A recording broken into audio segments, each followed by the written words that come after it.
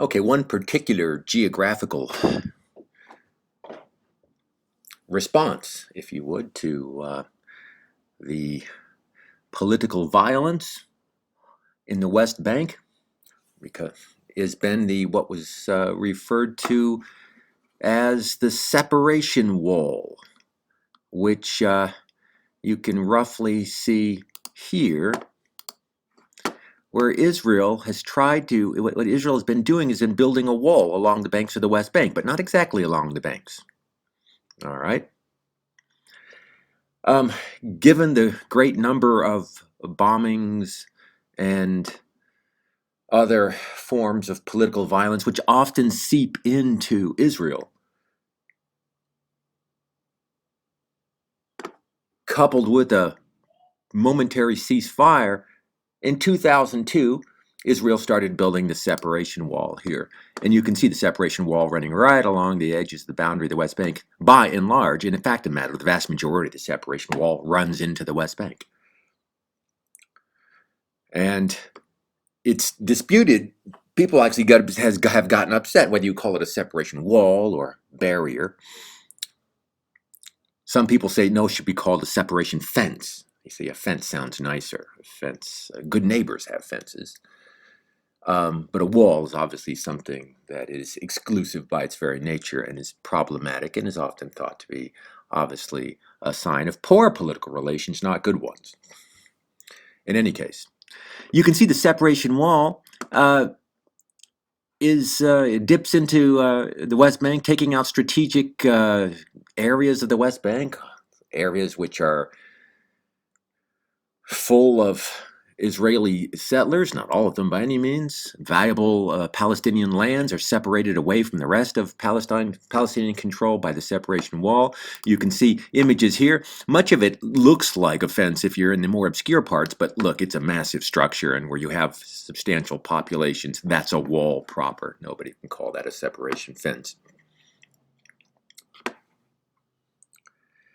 And this thing is problematic. Actually, there are rather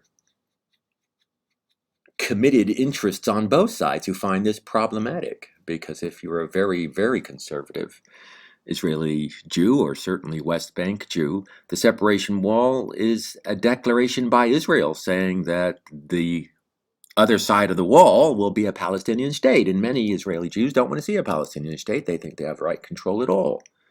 And of course, it's going to be equally offensive to Palestinians who are saying, not only are we being walled off from critical lands within the West Bank, but we're essentially being sealed in from economic opportunities and social connections, family connections within greater Palestine/Israel.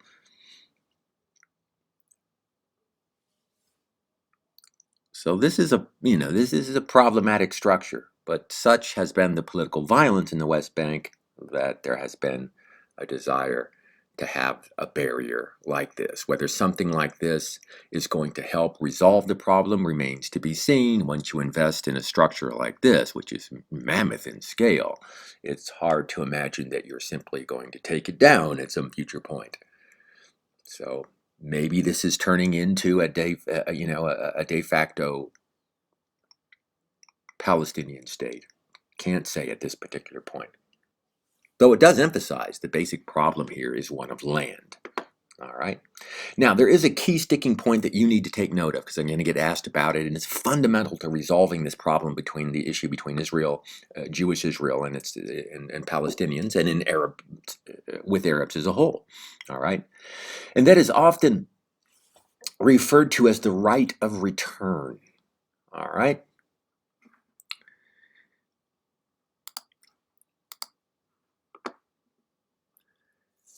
Now, what's interesting is that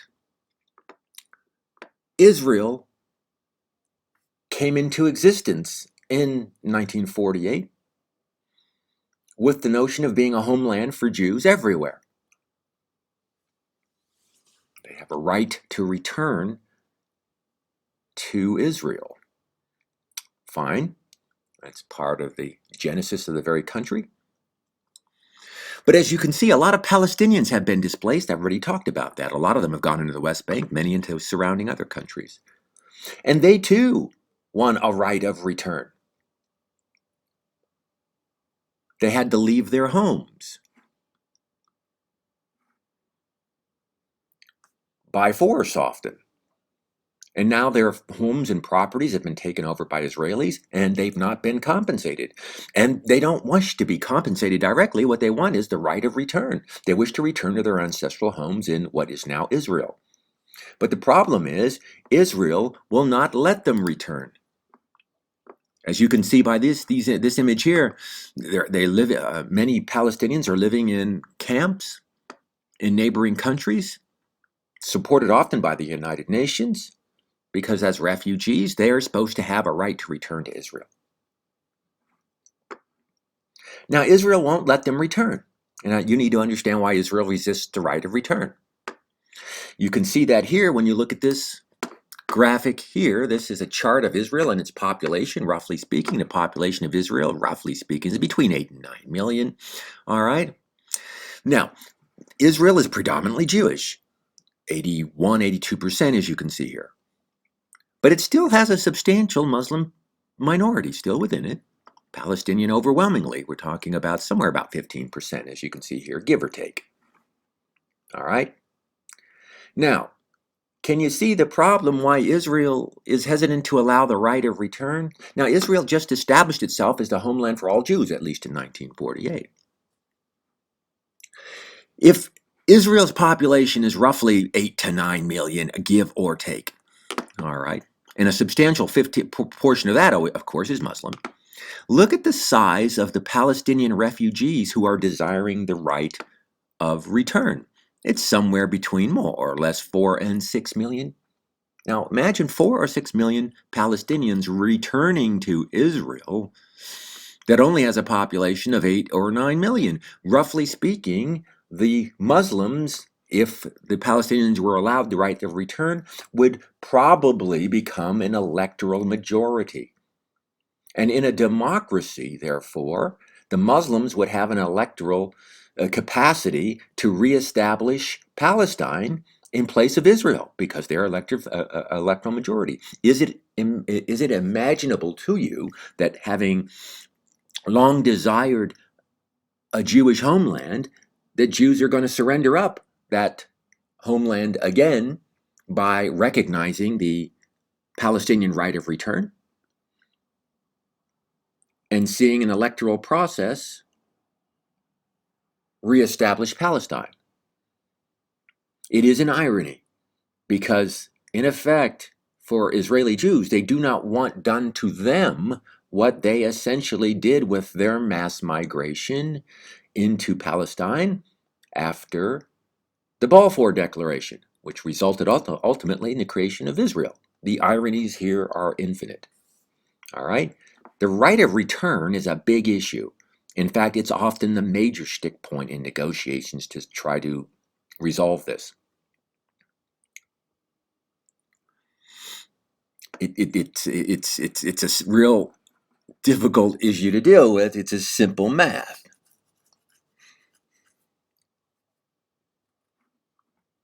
And to make this problem even more of a pending dynamic that Israel would rather not deal with, within Israel here, the Muslim minority that you can see here has a higher birth rate. And that's generally the case, that populations that have a higher per capita income, like the Jewish majority, have a higher per capita income, they tend to have less children. This is the case for all developed countries. They have less children than populations with lower per capita incomes. All right. And thus, one can project with that the Muslim minority population is growing at a faster rate. And so one can project into the future, many, many, many decades. All right. At some point, the Muslims will regain, aside from the right of return, the capacity to be an electoral majority. And if they do gain that capacity, what will Israel do then? Will it just simply allow them to vote out Israel as the homeland for all Jews. It's really an interesting problem, this right of return and the demographics of Israel. I mean, look at the ironic circumstance that arises here. All right, look at this picture here. Read these two signs. All right, this person is a Palestinian refugee. All right, and she has on her sign, "I'm a Palestinian Arab. I was born in Jerusalem. Palestine is my homeland, but I cannot return there." This person says, "I'm an American Jew. I was born in the United States. Israel is not my homeland, but I can have a right to return there." How can a modern state like Israel have a policy of frank religious discrimination? All right. Or you can call it ethnic discrimination for that reason. It favors one group and not another group. Actually favors outsiders over domestic populations. It is a fundamental problem. All right. So know what the right of return is? You'll be asked about it. All right.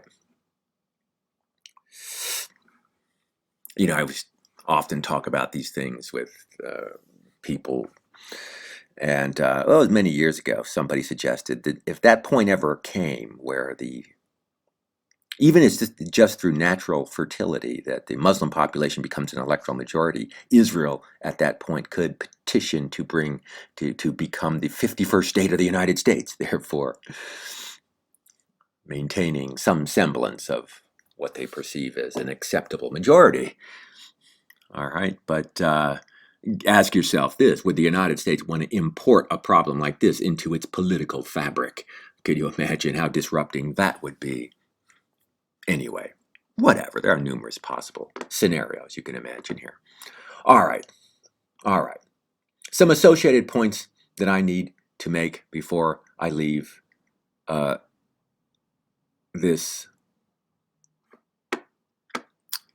Israeli problem, the Palestinian-Israeli problem.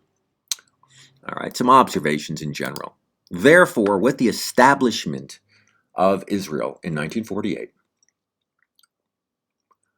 you have a situation of regional economic disparity. You can see that here. Israel comes into existence. I mean, its population coming in from Europe was coming from largely urban areas with skills. The result is Israel is a developed country with a standard of living. It's comparable with the West. There are Western states. 90% of the population is urbanized. It has access to financial resources. When compared to its neighbors, it's quite frankly successful. You can see that here when you look at this map here of per capita income.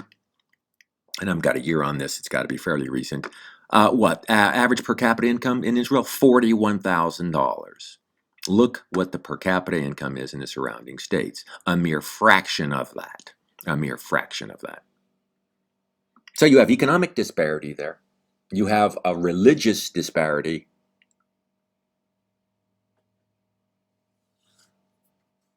In fact, you can see that clearly, the success economically of Israel with respect to its neighbors. When you look at a map like this, all right, here's a map of the Nile Delta. All right, this is Egypt, and here's Israel over here. Here's Israel, and you can actually look right there. There's the border between Israel and Egypt. And you can see by the satellite image, you can actually see the straight line that is that border. Sort of remarkable. And you ask, how could you get a straight line? What's going on here? Because obviously the green means vegetation. This means lack of vegetation. All right. It just shows you that Israel, being a developed country, having access to more resources, practices the most efficient arid land agriculture in the world. Why? Because they can afford to do so. Richer countries can do that. They can invest in agricultural technologies which are capital intensive. The most notable would be drip irrigation. Just put a small pipe at the base of a long line of crops and distribute water at the base of them, drip by drip. You can do this if you've got a lot of money. It's very expensive in any case.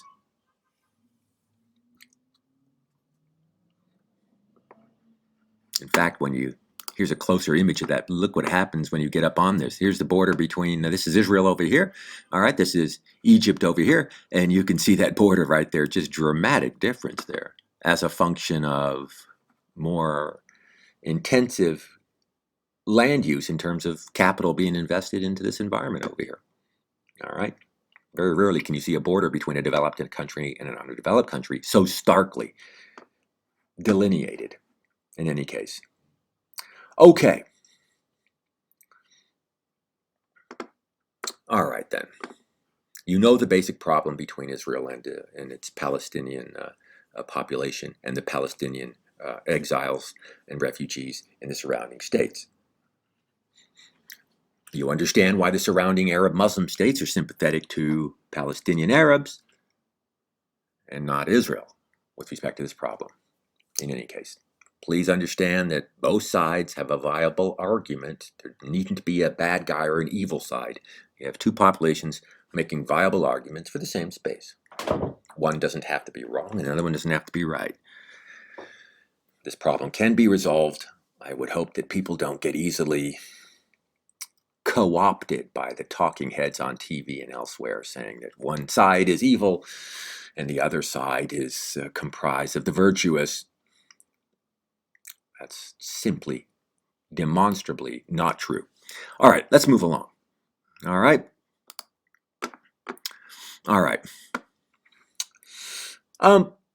In fact, here's just another map I wanted to show, but you can't even see Israel on this, so small. Just showing you the stratification of wealth, that Israel is so much richer. It's actually dark blue. It's, if we could zoom in there, which I can't effectively, you'd see it's dark blue, which is, again, a lifestyle that is equivalent, roughly speaking, materially speaking, with respect to the West, being North America and Western Europe, Japan, Australia, by and large.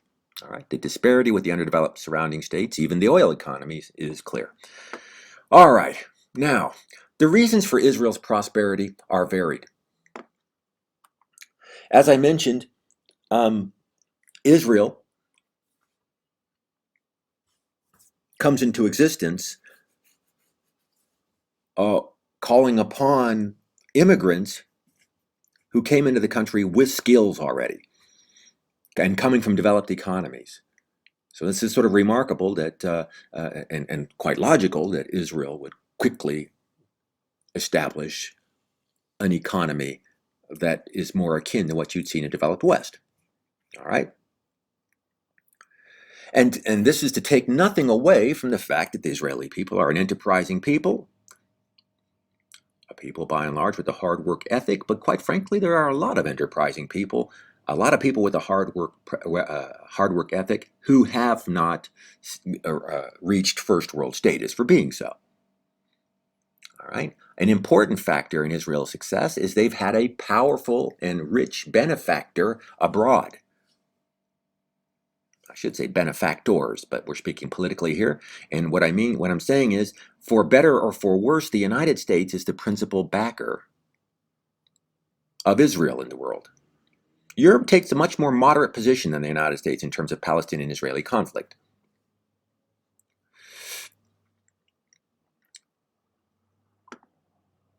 One, and it's not the only reason for this, the backing of Israel by the United States, but one critical reason you can clearly see when you look at this graph I'll put up on the next video.